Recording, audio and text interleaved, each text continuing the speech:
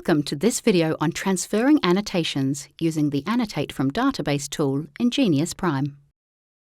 To use the Annotate from Database tool, you will need to create a database of annotations that are likely to be found in your sequence.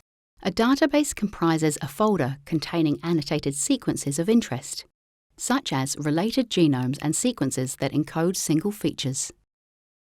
To start, create a new Geneious folder by going to Add New Folder, or use the shortcut Ctrl+Shift+N on a Windows machine.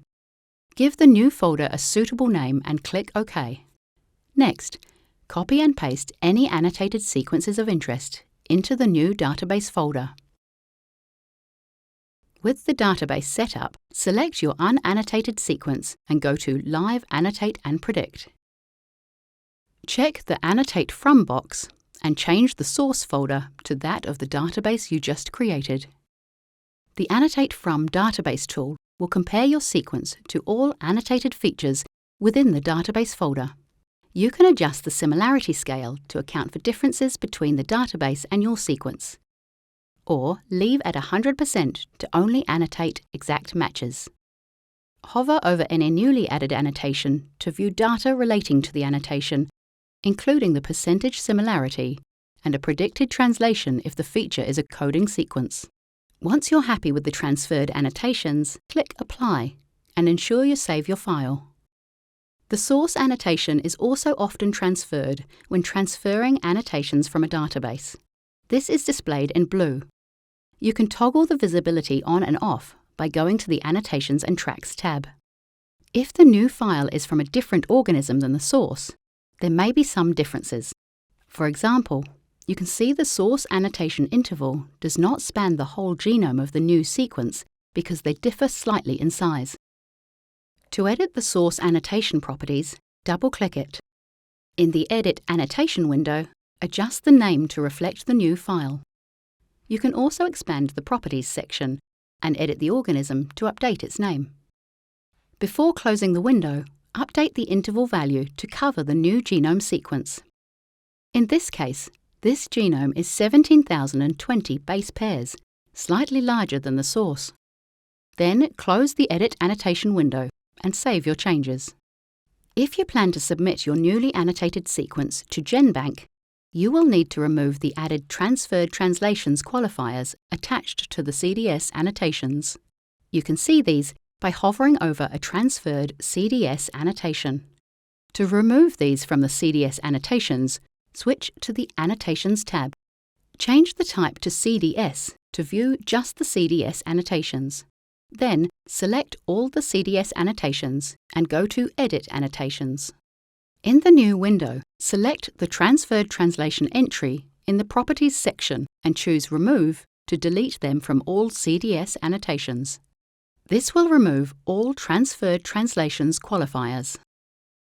When annotating from a database, all CDS annotations are automatically adjusted, when required, to match adjacent in-frame start and stop codons. Let's take a closer look at how this works. Start by turning off the CDS end adjustment by going to Live Annotate and Predict. Then check the Annotate From box and select Advanced. Within the Search Parameters section, turn off the Adjust CDS Boundaries option and click Done. Now, when finding all matching annotations while adjusting the similarity slider, a new uncorrected transferred coding sequence can be seen in this example. Notice that the new uncorrected CDS does not terminate on a stop codon and is longer than the corrected CDS because the source protein is 3 amino acids longer than the new sequence. In most cases, you should check the Adjust CDS Boundaries option to ensure you transfer valid CDS annotations. Instead of using a database containing CDS annotations, Geneious also allows you to transfer annotations from protein sequences. In this example, I have created a new folder containing a list of annotated protein sequences, which will form my protein database. All proteins in the database must have a stop codon at the end to enable the proper annotation of a complete CDS annotation.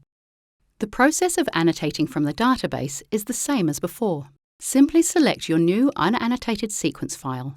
Go to the Live Annotation and Predict tab and check the option to annotate from. Ensure you change the source to the folder containing your protein database.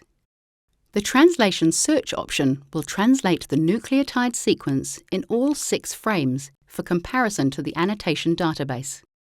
Again, adjust the similarity slider to ensure all desired matches are found, and then select Apply and Save to add the CDS annotations to the sequence permanently. And that's how you transfer annotations using the Annotate from Database tool in Geneious Prime. To learn more, visit geneious.com.